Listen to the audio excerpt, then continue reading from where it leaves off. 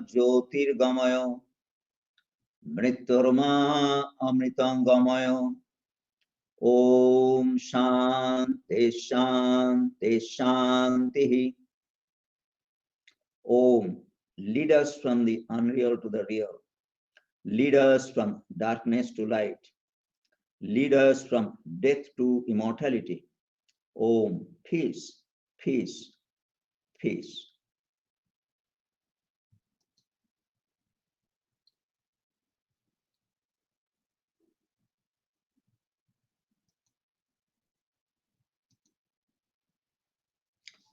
The subject of my today's talk is the great disciples. In spirituality, it is important to have a sort of relationship between the teacher and the students. And we have talked about the teachers and also the practice for some time. And today I thought we need to talk about disciples. That means those who are seekers, those who want to be spiritual, or those who want to have spiritual experiences, realization, or at least want to progress spirituality. So that is important. And definitely, as you know, for all professions, you need to have some sort of minimum qualifications. So that qualification is also there for the person who wants to follow the path of spirituality. For example, if you want to go to a college, so naturally you have to pass the high school graduation and also some entrance examinations. And also for certain colleges, probably you will have to have certain other qualifications also, or certain amount of marks also, that means gradation. So in that way, definitely in spiritual life, it is a very important life. So certain qualifications have been prescribed by our teachers.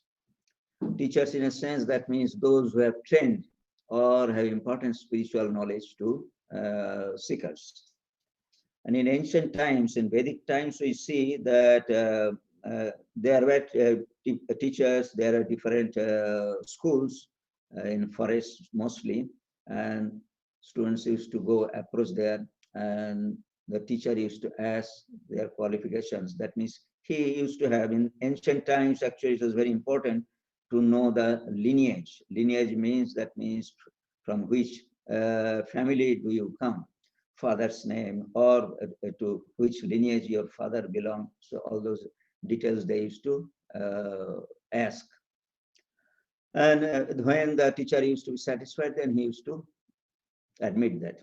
I can give you one or two examples. One example, those who know the story of Mahabharata, they will remember that it is, of course, not in the spiritual context, but in all contexts, what is called the qualifications are important. So Dronacharya was the teacher of the Kauravas and Pandavas. That means he used to teach them archery and warfare, as it is called, all the in the management of different types of weapons and all those things he used to teach. And there was a boy who was from what is called from backward community. That is not a good word, but still that means he was not compared to the princess, definitely. And he was interested in learning what is archery from that great teacher Drona. And he was quite competent in the sense that he himself had practiced, and he and as you know, he was a hunter also. So naturally he had preliminary knowledge about archery, that means how to throw arrow and all those things. So, but he wanted to be very proficient, so he was seeking a teacher, and he went to the teacher, Dronacharya.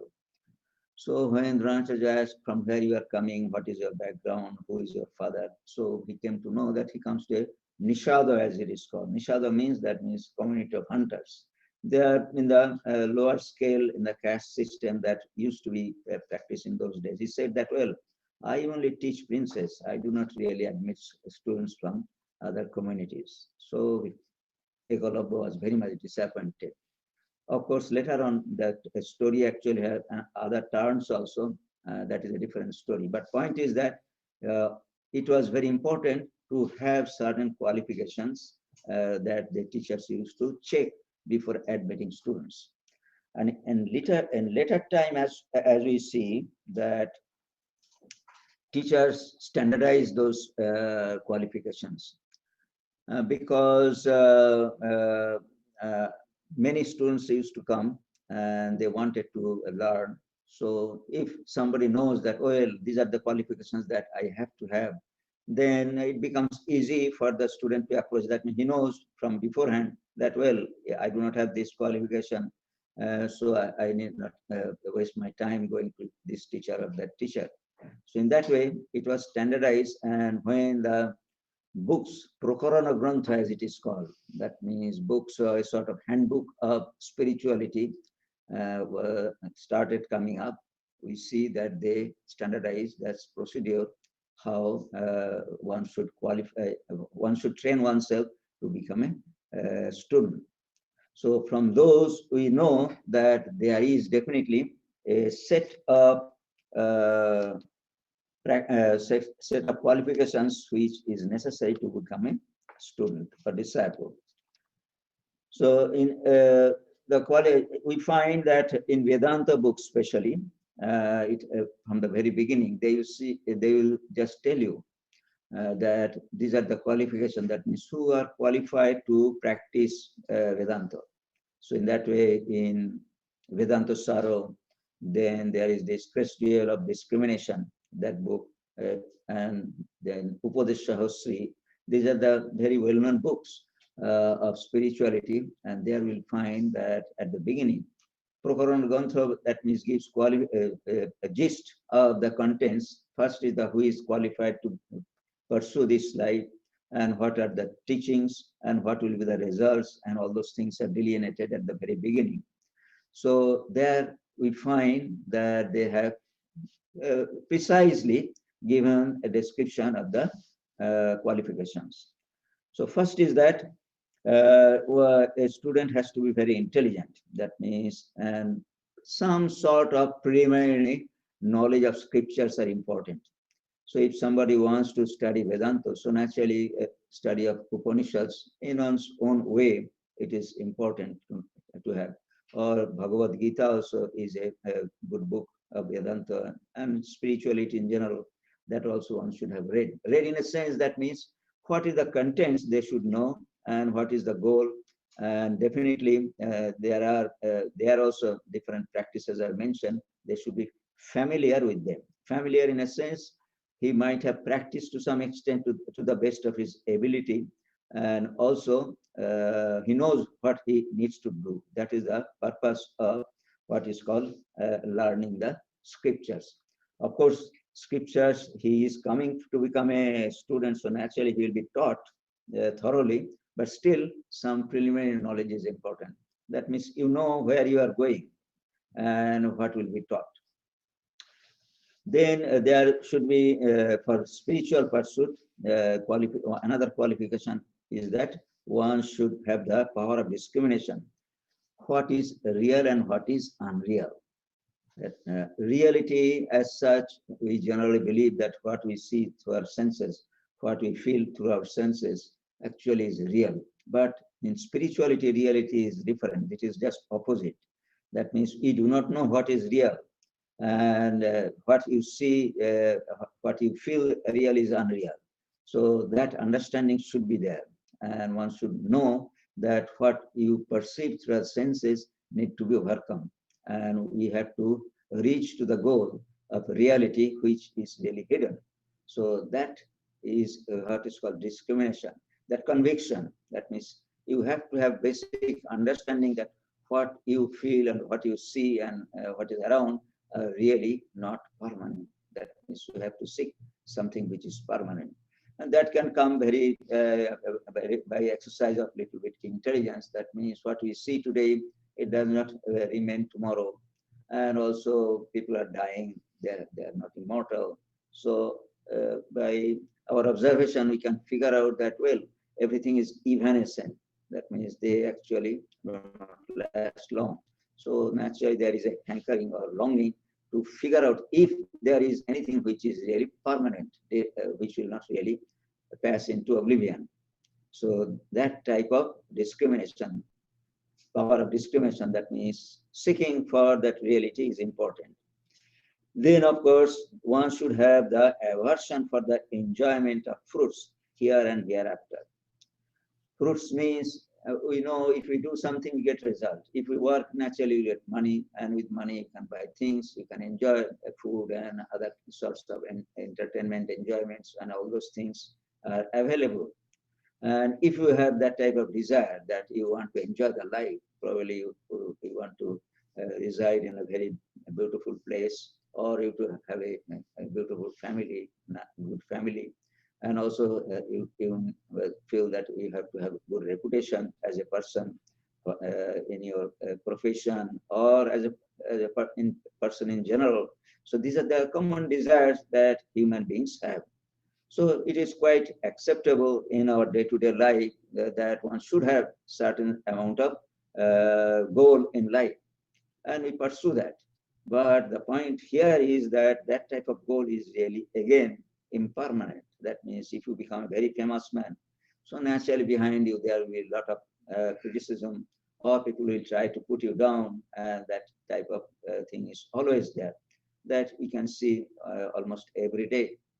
So the point is this: if you become rich, then there is always a possibility somebody will be richer than you. That means people are really striving to earn money, and it may happen that you may lose money also. Circumstances is such that your money is lost. Losing money may become you invest. So in investment, actually, there is always a scope of losing money.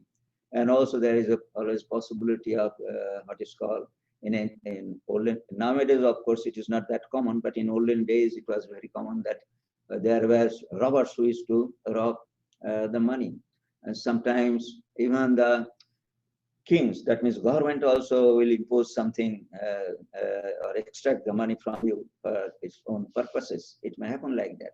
So there are many sources of losing the money. So pursuit of money is really what is called good goal for living, but it cannot be ultimate goal. That means it cannot bring the ultimate joy. So that needs to be understood. So in this way, there are fruits here. Then there are also fruits hereafter also. That means we feel that if we live a good life, probably we shall go to heaven after death. Something that has been said in the scriptures, or learned person have said that, well, if you live by truth, or if you live a very contented life, and then after death you will go to heaven, where there will be a lot of enjoyments. That means unending enjoyments. That type of life you will get. So the point is this: that type of desire which we do not see at present, but expect that after death we shall enjoy, that type of desires also need to be overcome. That means you have to give up that type of desire. Where the reason is that if you have that type of desire, naturally you will work for that. So the spiritual knowledge actually requires full concentration on the spiritual object. So in that way, you will be distracted by this pursuit. So that also aversion. That means you have to have dislike for the enjoyments in this life, and also enjoyments that has been what is called mentioned in our scriptures, or in our religious literature, or what is called religious people say that after death you will enjoy those things. Those things also have to be, that type of enjoyment of those type of desires have to be overcome. Then of course you have to what is called be ready to pursue some discipline, which is known as pursuit of virtues. And there are many virtues that need to be pursued. In Bhagavad Gita, there are many virtues that Lord Krishna said 20 or 22, we will find there are. And of course, all the virtues are good, but we have to be selective, because all the virtues at a time cannot be pursued. And all the virtues actually may not be what is called feasible for one somebody. Certain virtues may not be feasible for somebody to pursue also. So in that way, we have to be selective, and teachers have prescribed that at least 6 virtues are very important, which is known as Sharasampatti. That means virtues which are very, very essential for the pursuit of spirituality. First is Shama, that which is known as tranquility. Tranquility means, that means you should not be disturbed by what is called outside impulses. That means you should be calm and quiet. Things will come, but it will not affect you. Of course, this is the ultimate goal, and it will happen when you have realized the highest. That will come automatically. But we can do practice little by little, this tranquility. That means not to be disturbed by the outside impulses, instigations, if you call it.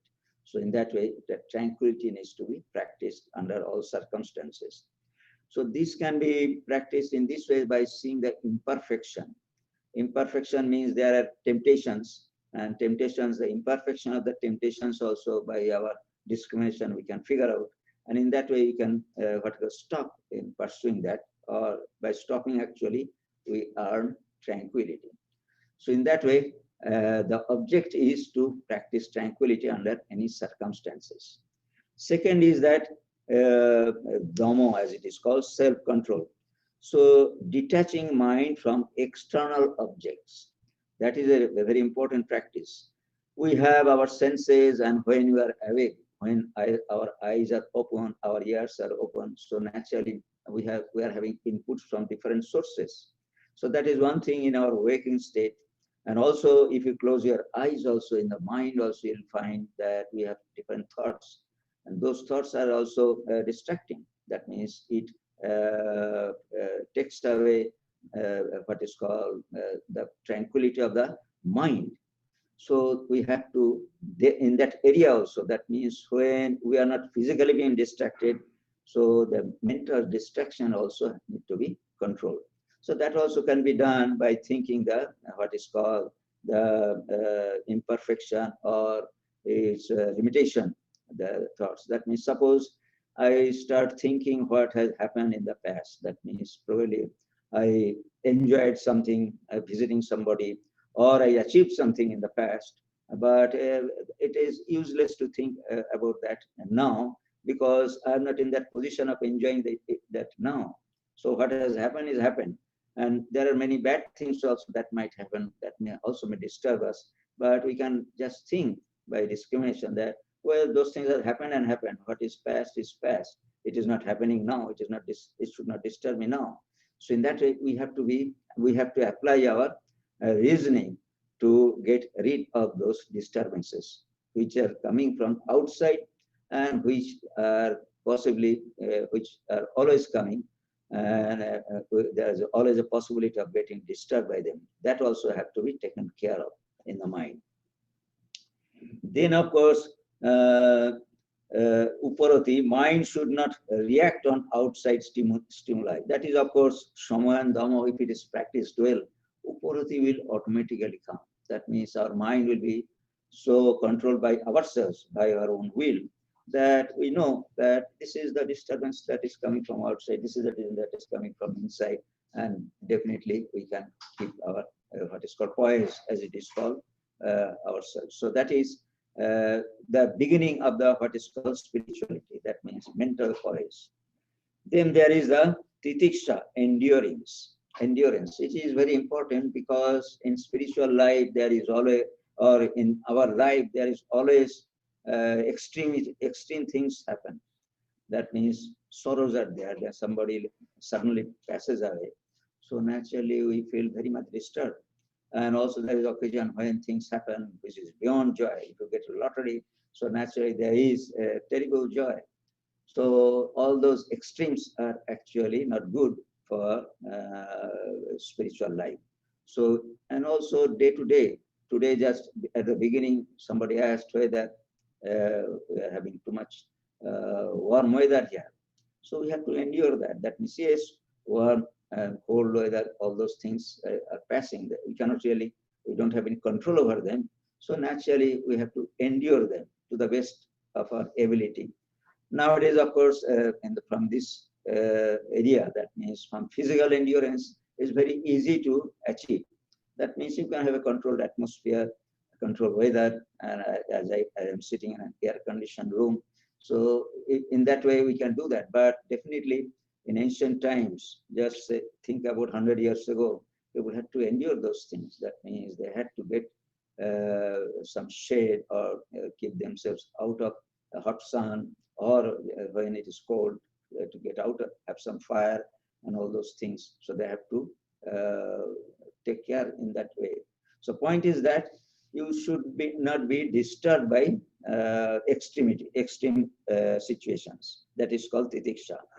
There's a very beautiful definition about titiksha in Sanskrit. Sahanam sarva dukkhanam apratikara purvakam. Dukkha means there are three types of dukkha. That means which is caused by my body. Diseases are there.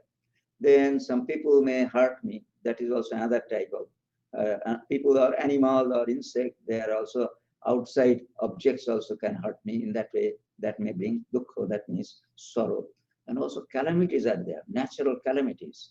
Today it is hot, but if it is what is called extreme hot, in India there is a way, what is called hot wind, which is called blue, especially in North India. Actually, you cannot go out when that hot wind blows. So those things are natural. That means you do not have any control over them. So all those things need to be sahanam sarva dukkhanam. These three types of sorrows need to be cheerfully what is called endured. That is called titiksha. Then of course there is shraddha, faith in scriptures, faith in your teacher, and also self-confidence. That means you should have that confidence that, well, I can do what I need to do, or what I like to do. So that type of confidence. It is not ahunkara as such. Ahunkara is just what is called boastfulness is more or less identified as ahunkara, but to have confidence in oneself, that means I'm capable of doing such and such thing. That is called what is called self-confidence. So along with that, if other two things are there, faith in the scriptures, because in the spiritual life, our knowledge comes from the scriptures. So we do not know who actually wrote them and whether they are really true or not. At the beginning, we do not know. But as we go, and then we, what is called, analyze them or give some thoughts that why they have said these things. Let me try, or let me think over. So in that way, actually, slowly, Shraddha comes in the scripture. Yes, what they have said actually are really beneficial for us. That has to be understood. And also for teacher. In spirituality, it is always important to remember that physical teacher is very important. Most means probably 99.9% of students, good students, what is called those who are actually reputed as a great teachers, they also had their teachers. That means they have learned spirituality from their teachers. So teachers are also important, and one should have respect for them. Without respect for teacher, actually you cannot learn anything. You cannot learn even ordinary subjects if you do not have a good teacher, or teacher whom actually you respect. That is why you see there are some dropouts. Dropouts means probably you thought that I shall take a class from this teacher.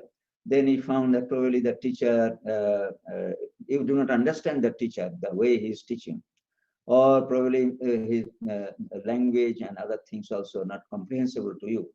So whatever it may be, you do not develop respect for him. And that is not really work in the spiritual field. If you learn something from a teacher whom you cannot respect, actually things will not work. So it is important to have a teacher whom you can respect. So these three aspects of Shraddha.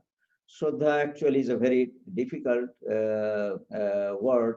Swami Vivekananda said to translate into English, but it is something like faith.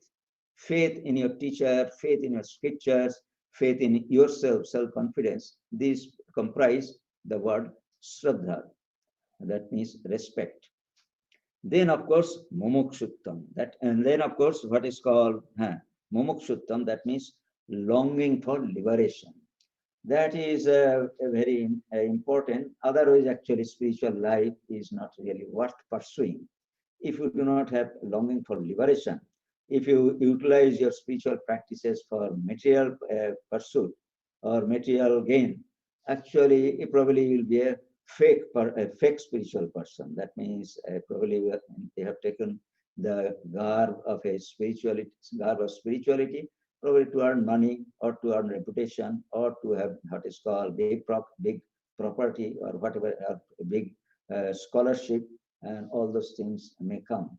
But for spiritual knowledge or self-realization, this longing for liberation is must. That means ultimately you have to feel that, well, I'm tired of this life. Enough is enough. Now I have to get out of this, what is called this cyclic birth and death. All those things must be in the mind. That means goals should be perfect. That means I know where I need to go, and there should be a desire to reach the goal, sincere desire to reach the goal.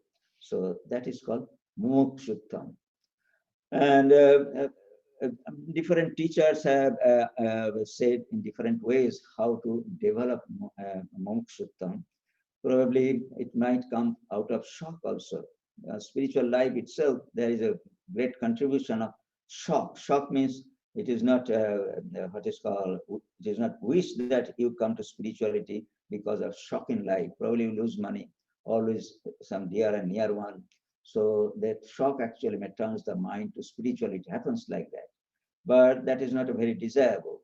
But if you, of your own, by seeing the circumstances, come to spiritual life, that is the best way. That means that shows that you have a sort of mental condition. We call it sanskara, for which actually you have come to this life.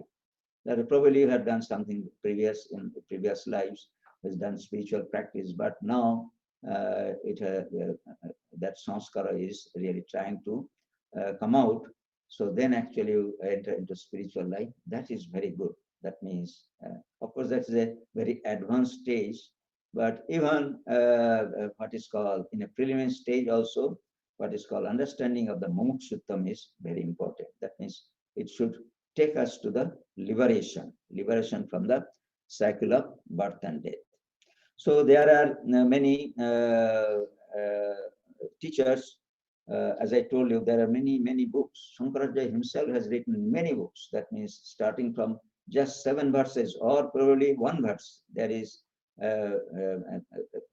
some composition by Shankaracharya which has delineated these qualifications and object of the spiritual life, and also what will ultimately what happens when you attain all those things. That has been set out in those compositions. And one of the composition, which is known as Vivek Churamani, is a standout. That means it is considered to be crest jewel. That means is of all of his compositions, that is a jewel. That means best, if you can call it. In that way, it is what is called appreciated. So the reason is this, that for an ordinary person, it is difficult to study the scriptures. Suppose Upanishads are there, Bhagavad Gita is there. So you have to work. That means what I need to do. But these teachers like Shankaracharya, there are different other teachers also. So they have culminated, they have made a culmination. That means they have studied all those things. And in that way, they have made these aspects of spirituality very easy for us to follow. And in that way, they have written this Upakaran Grantha. And by studying them, actually, we know what is the qualification, what is the goal, and then actually one can become a good disciple. Now, this is the about the qualification of a student, which is very important for us to know. And by tradition, we see that when we read the lives of great spiritual persons, they have really followed this paths. That means there is no doubt about that. We know the life of Shankaracharya.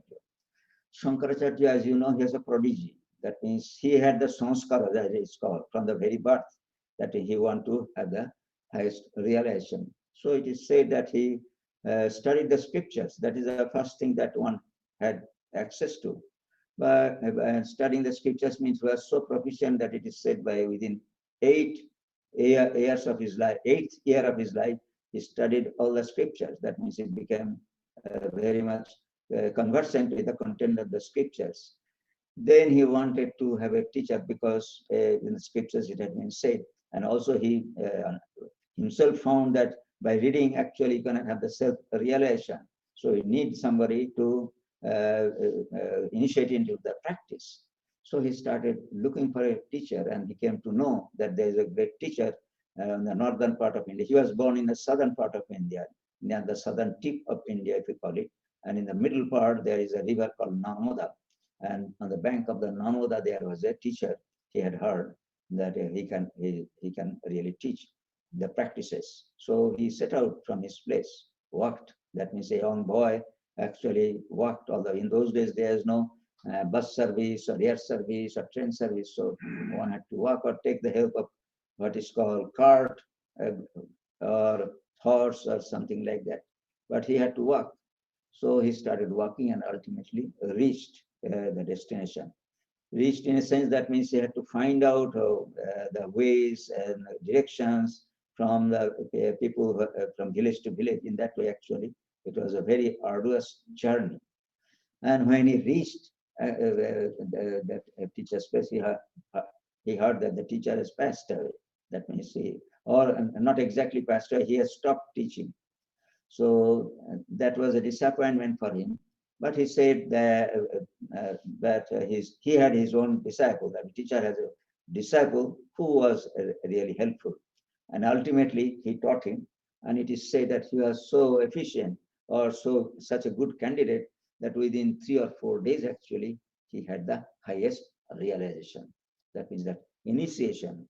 That means Guru taught something that need to be practiced, and he practiced that for that small few days. For us, actually, it probably take years after years, or maybe lives after lives. But for him, it was so short that within just 3-4 days, actually, he had the highest realization. So that is a unique example. That means the point is that he was exception.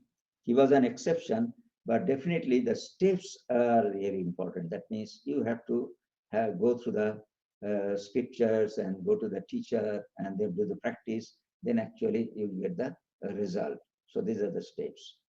So in that way, Shankaracharya is a very well-known personality in the spiritual field. That is why I gave the example. But in case of Sri Ramakrishna also, you see that every time that he embarked upon spiritual practice, he did a lot of spiritual practice, different paths. So he also admitted that means even after self-realization, when he had the vision of Mother Kali, so he did not have any necessity of having any other teacher. That was what is called, that could have been the end of his spiritual practices easily. For us, actually, if we have some sort of spiritual realization, then we don't, we shall not really, most of us will not, probably if we survival is a question, the joy will be such that probably we can burst into death. It may happen like that, but somehow or other, if we actually are alive, then we actually won't pursue some other path, or we shall not think about pursuing further. That is the point. Things, that means I have completed my purpose of our life. But in case of Sri Ramakrishna, we see that he was very much interested in, curious how other people actually do their spiritual practices and how they get self-realization. So in that way, every time we see that when he embarked into a practice, he actually had a teacher. That means the teacher, he approached the teacher, and he was a competent student. There is no doubt about that. And within very short time, the practices gave result to him. But the point is that again, he had to approach a physical teacher, even though he was a realized person. So that shows the importance of having some qualification. Even after having qualification, one should have teacher to show the practices. You will see that the teachers, in case of Sri Ramakrishna or in case of Shankaracharya also, the students were much superior. In ultimate sense, they are much superior than their teachers. That is quite evident. But that doesn't mean that they did not have teachers. That means they could not really reach the goal without the help of the teacher. So that part is important. So I have in my mind to discuss about a few good students like Shankaracharya. They're historically true. And then also Ramakrishna, as I told you. Many of you know the lives of these two persons.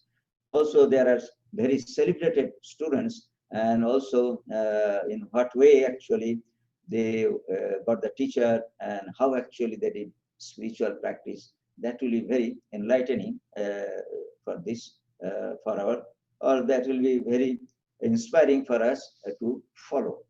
First is when in Vedic time, there was a student who is named Nachiketa. Nachiketa was son of a teacher himself, that means his father was a priest. And he used to teach scriptures also. That means in the ancient days, he was a rishi, Vajrasrava. That means, but it doesn't mean that he was a topmost rishi. He had some desires in his mind. So he performed certain rites. That means in those days, they used to perform certain spiritual, what is called, yogna as it is called. That means fire services. So he did something with the expectation that he will get reputation. Reputation means that he will be considered the best of the teachers, rishis during his time. So with that desire in his mind, he started one service where he needed to give away all the belongings that he had. He was a forest dweller. He did not have many things, but still in ancient times, they used to have a lot of cows. That means cow's milk was very important. So they used to keep a lot of cows for getting milk and making ghee, as it is called, clarified butter, for the performance of these yagnas, fire services. So he started giving away all the cows that he had, and in that way he was performing this yagna. And Nachiketa was his son, and when he saw that his father is doing this yagna, and the yagna requires that he needs to give away everything. So he went to his father and said that, sir, you need to give away everything to everybody, to others. So I also belong to you. So you need to give me to somebody. And father was really very angry. This was a very important question. But ultimately, he, with anger, actually he said that I give you to Yama. That means God of death. That is a sort of curse also, you can say, because you are so annoyed with the son for this important question. And this boy, he was a what is obedient boy. So somehow or other he reached the what is called house of Yama. So probably it is a sort of coroner or something like that. That means just who deals with the dead persons. So in today's concept, because we don't want to believe that something is there in the which is out of sight, there is one God of death, and he dispenses all those things. But just to be practical or to be real in today's term, probably he was a person who dealt with death only.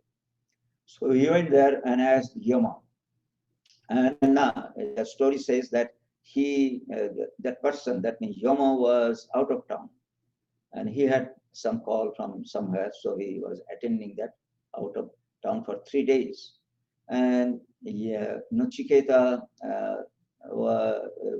he had his, what is called, in his house, where he is a big person. So naturally, he had his gatekeeper and all those things. So that he said, the persons said that you come take rest. And when Yama returns, you meet him. But he said that, no, it is not acceptable for me to enter into the house of an unknown person without his permission. So he waited outside for 3 days. He was hungry and thirsty and all those things. He did not accept anything from them. And when Yoma came, he saw that this Brahmin boy was so emaciated for lack of food and water. So he felt guilty. He said that, well, because in Hinduism, it is said that if the guest is not treated properly, actually one should, it is very unbecoming. That means it is not appropriate. So he pacified the boy, said that, well, apologized, if you call it, to the boy, said that, well, you have suffered so much for 3 days, but I shall compensate your suffering by giving you 3 boons. Boons means whatever you want from out of me, if I have the capacity to give, I shall give you. So the boy accepted that and said that, well, please see that my father becomes calm and quiet when I return to him. He was very angry, and I don't know when I return what we'll do, but please see that everything becomes very normal. So Yomo said that, well, I bless you, or I wish that will find your father is called accept you and will not be angry with you. Then he wanted to learn some special type of yogna. And Yoma was competent in that. He said that these are the system in which actually can perform the yogna. And not only that, he learned so quickly. The Yoma said that that fire that will lit will be, I name it as Nachiket fire. So in that way, he gave extra bonus for with that boon. Then the third boon came, and at that time, Nachiketa asked that, sir, you are the knower of death, that you know all aspects of death. So please tell me what happens to a person after he dies. And Yoma actually was not expecting this type of boon from what is called young boy like Nachiketa. He thought that probably he's too immature, too young to think of those things. So he tried to, tried to persuade him to ask for some other boon except this one. But Nachiketa actually did not budge. That means he said that I have got the greatest of teacher who is competent to tell me about what happens to a person after death. So I am not really giving up my what is called claim. That means I want this from you. Then in Yomut was word bound. That means he is a great man. So naturally he cannot really budge commitment from. He cannot really budge from his commitment. Ultimately, he was also internally satisfied that a person has come to me who wants to know about the what happens to a person after death, which is his specialty.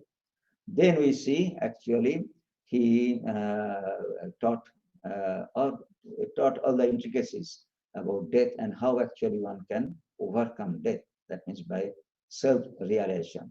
That is the subject matter of the teachings or subject matter of that Upanishad that we know. So the point is that all the good qualities was reflected in the disciple. That means Nachiketa possessed all those qualities. Mumukshuttam, that means that is the most important. He said that, well, I want to learn how to get out of death. That means if something is there beyond death, I need to know that. So in that way, you see, he was very strong in conviction about mumukshutva. And respect also, you can see that in the respect of the teacher, then and that he is well versed in scriptures, all those things he had already. And also he knew the evanescence of the worldly things. His father, though he was a what is called sage, but he had in his mind to earn a reputation to be the greatest of the sages of his time. But that type of desire also he did not have. So he knew all these qualities that is necessary for a student. He inherited those things. That means he had that. He possessed all those qualities. That is why he stands out amongst the students, disciples, by possession of those qualities. Then in another Upanishad, in Chandogya Upanishad, there is the story of Sattakama. Sattakama means a seeker of truth. Kama means desire, and Satta means truth. So in that way, Sattakama story is also exemplary. Exemplary in a sense, that means he also was a seeker. That means as the story says that his mother's name was Jabala. or Javali. So she worked in the in different what is called retreats, and used to serve the sages and guests and all those things. So she was widow. She was a widow from childhood, but she had this son. So she grew up in the company of these what is called sages. That means in the place where there was always studies of scriptures, and people used to come to learn, and teachers used to impart instructions. So he grew up in that atmosphere. So when he became an eligible boy, that means that is what is called competent to study scriptures, he told mother that I want to go to such and such teacher.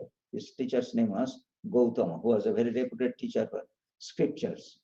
So I want to go to that teacher and study scriptures with him, and in that way I become a what is called a realized person.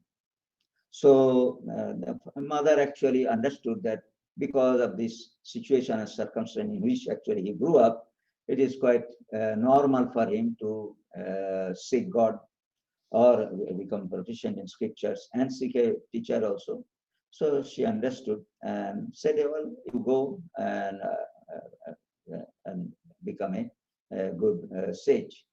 So he approached. Satyakama went to his teacher, whose name was Gautama. And as I told you, that teachers admitted students after knowing their background test as it's called. She asked that from which lineage do you come?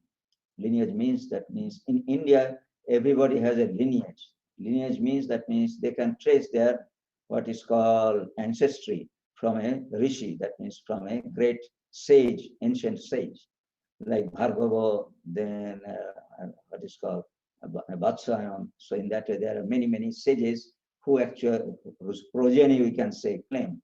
We do not know how it has come, but just by word of mouth, actually, Indians know that they can trace their ancestry to an ancient sage. But in case of Satyakama, it so happened that he did not know, because he never asked it did not occur to him that these things need to be known. So he came back to his mother and asked that my teacher has asked to which ancestry I belong. I belong actually. And mother also said that, well, I never asked your father to which ancestry he came from. So I do not know actually. But she said that, well, you tell your teacher that your mother is Javali. Javali, that means Satyakama Javali. You tell your teacher.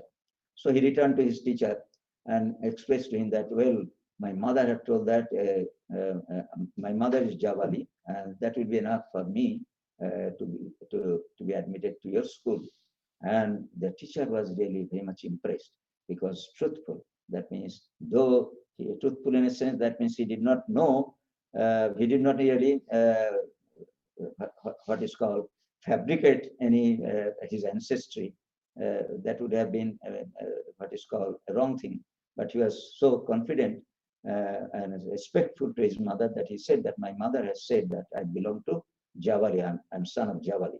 But because of this truthfulness, actually, the teacher actually accepted that, because qualification, one of the qualifications that one has to be a worshipper of truth to become a what is called good student.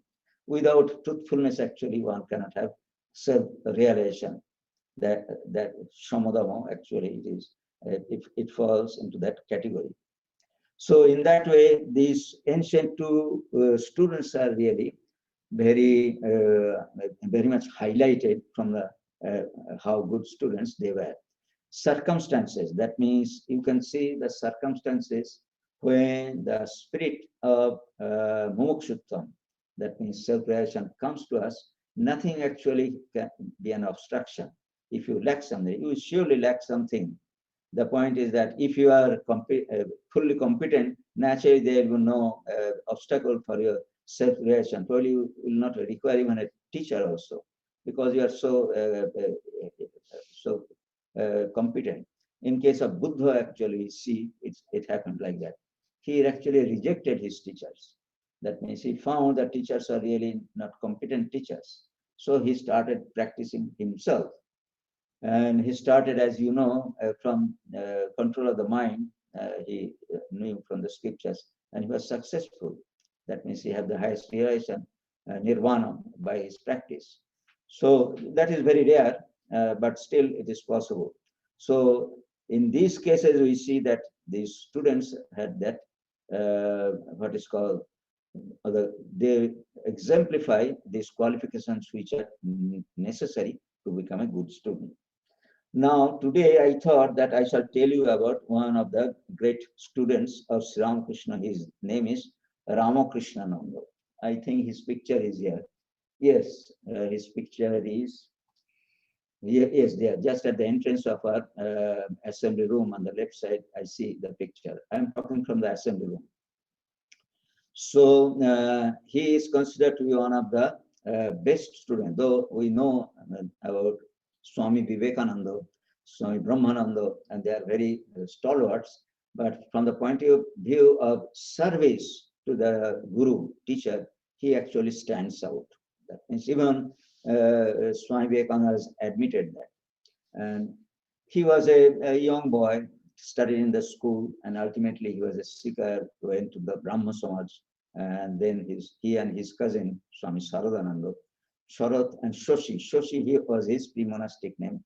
They came to Sri Ramakrishna, and then his father was known to Sri Ramakrishna because his father was a well-known tantric. That means he was an authority in the scriptures of Tantra. And Sri Ramakrishna had on one occasion when he had met him. That means Sri Ramakrishna remembered that. So that was the background. And when he came to Sri Ramakrishna, Sri Ramakrishna, as you know, he had that X-ray eye, if you call it. He could see through the person. So he understood that he is a very good candidate for spirituality. And when he inquired, he found that yes, he's from that family also. That means from a family of this his father, Ishwar Chandra Chakravarti, his father's name. So he started taking care, he started doing spiritual practices according to his instruction. And we see that when Sri Ramakrishna became ill, he was brought to Kashipur, and he was a college student at that time. And to serve his teacher, actually, he left his studies and he started to stay with Sri Ramakrishna day and night. Day and night, in a sense, that means he never left him, almost never left him, except for what is called for a little chores that was necessary. That is necessary. Other than he never left him throughout what is called his illness. From that means looking to his comfort. In those days, there is no electric fan. What to say about air conditioner? So in the months of summer, when Sri Ramakrishna was ill, he used to fan him by continuously by standing by his side, and also he used to help him in his chores because Sri Ramakrishna became so ill when he had this cancer. So he had to take him to the what is called a restroom, or what is called bring his food, and also sometimes feed him, and also in the bed actually he had to turn in sides, all those things, personal care, as we say, he used to do. He did as long as Sri Ramakrishna was in that condition. Sri Ramakrishna lived in, that means he died there, but he had lived there probably about 8 or 10 months. Exact number of months I don't remember, but it will like that. And you can imagine that he left his studies, he left his home and served Sri Ramakrishna thoroughly and intensely. He was an example even to the other disciples of Sri Ramakrishna. And later on, we see that after the passing away of Sri Ramakrishna, also the urn of his ashes were there, which was used to be worshipped. That is a standard practice in India. The teachers' relics are worshipped. So they brought the relics, and he started the same type of worship, same type of what is called attention or love. He used to do worship. It was at that time, Sri Ramakrishna was alive. No, he was not alive. So there is no physical, what is called, no physical help was necessary. But attitude was very important. The great respectful attitude that he used to have for Sri Ramakrishna when he was alive. It was the same type of attitude he used to have for those relics. And relics naturally needed to be ceremonially, ritualistically worshipped. And he used to do all the chores of worship in all details and with utmost sincerity. That means it is the thing to see everybody was very much impressed by that. Not only that, it is said that the worship that we do here was instituted by him. That means the way he used to do, because we feel because he had the opportunity of serving Sri Ramakrishna, and he had that great affection after his passing away. Also, he did worship Sri Ramakrishna with such interest and intensity. So that should be kept alive through tradition. So in that way, he instituted the tradition of worship of Sri Ramakrishna that we do here. Of course, we cannot, here means in the order, not exactly in sacrament as such. So I can give you how actually it is done.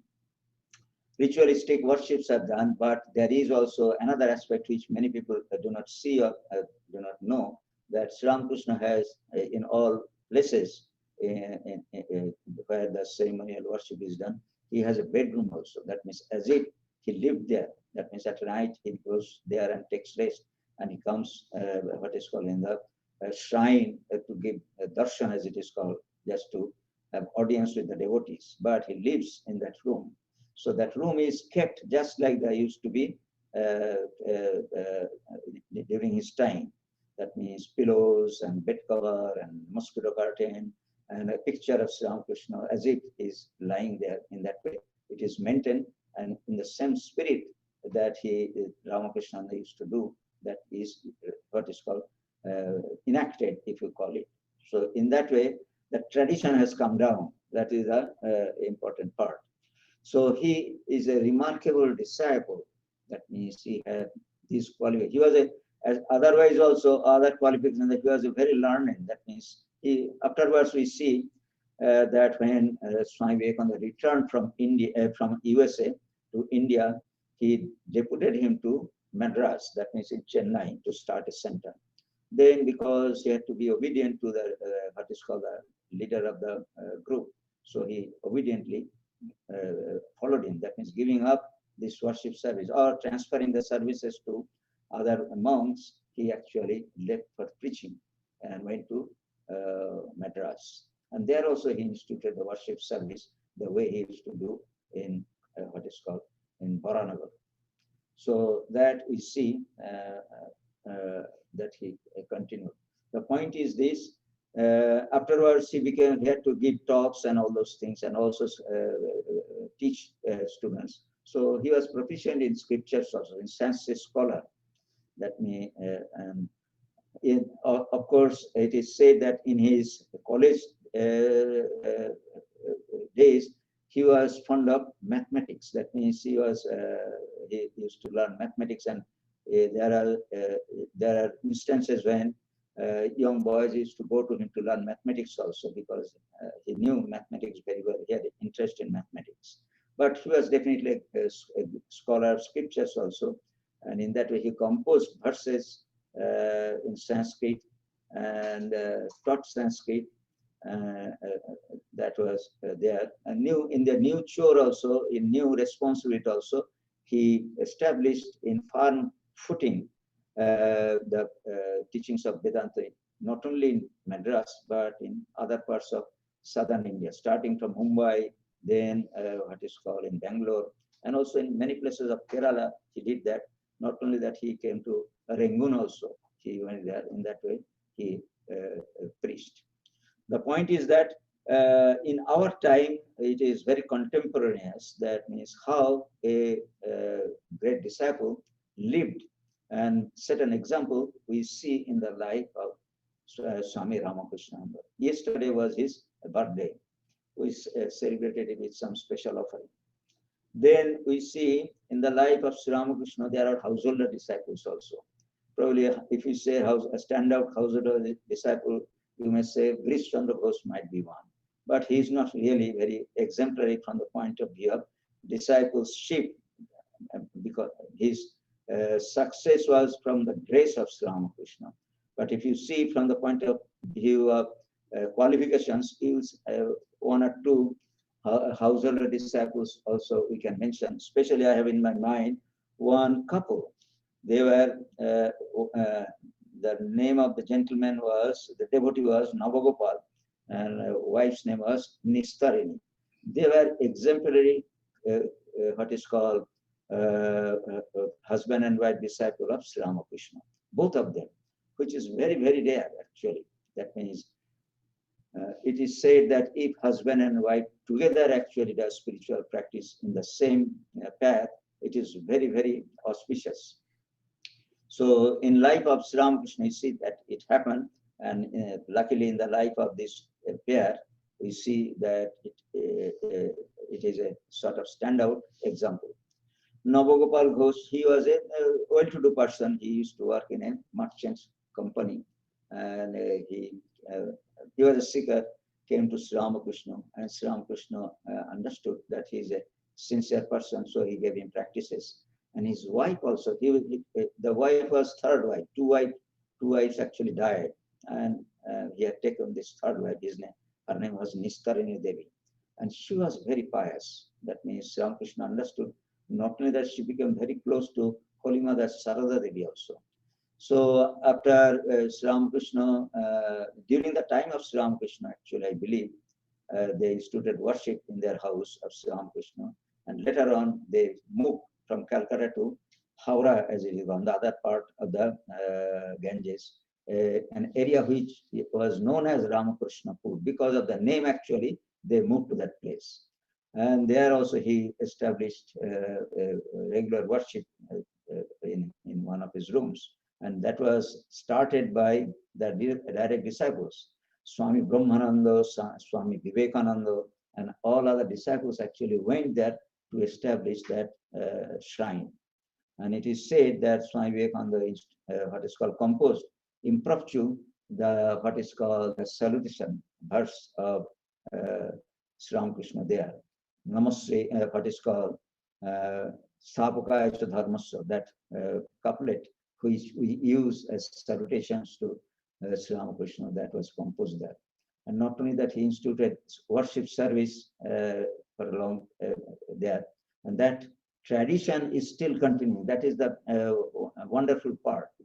They came, that means when the direct disciples came to his house, Navagopal's house, they came by boat from Dakshineshwar of Baranagar. They came by boat, and from boat they went to the house. And even today, actually, during the birthday of Sri Ramakrishna, or during the day when their temple was dedicated, they actually reenact. That means they go to that, what is it, ghat as it is called, Pettiar, and from there they take a procession with the pictures of Sri Ramakrishna and others, and come to their house. In that way, this what is called, this family is still continuing that practice.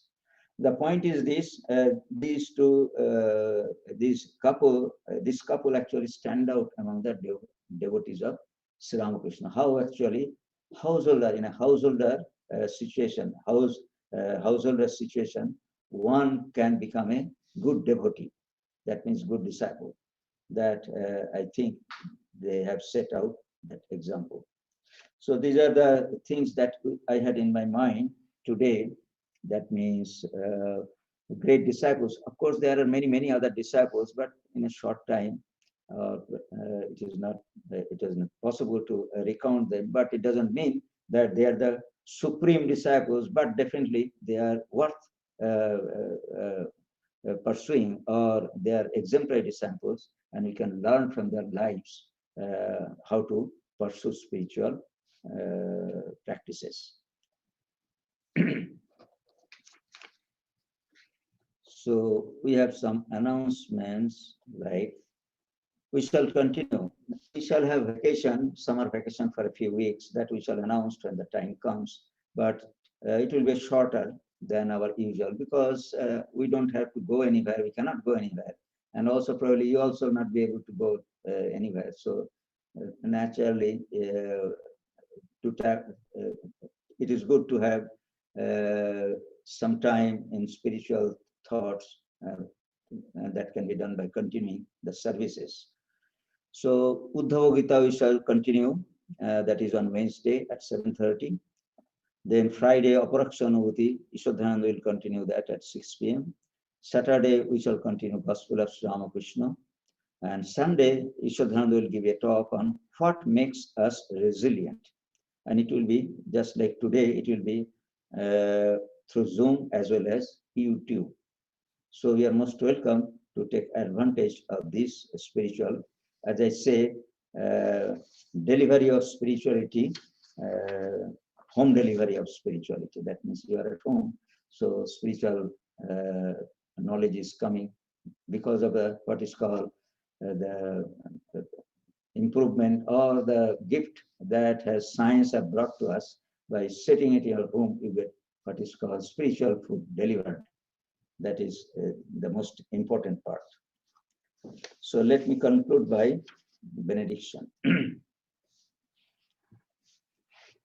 Om madhuvatarithayate madhuksharanti sindhavah madhirna santoshadhihi madhunakta mutosasi madhumat parthivagam rajah madhudaurastana pita madhumanna vanaspatihi madhumagangastu surjah madhirgavo bhavantunah. Om madhu madhu madhu. Sweet by the winds and the oceans give forth blessedness. May the earths and plants bring us health and happiness. Sweet unto us with the nights and dawns. May every particle of Mother Earth be charged with blessings. May the heavens shower us with benediction. Sweet unto us with the noble forest trees. Sweet unto us with the shining sun. Sweet unto us with the all living creation. Om, sweetness, harmony, peace.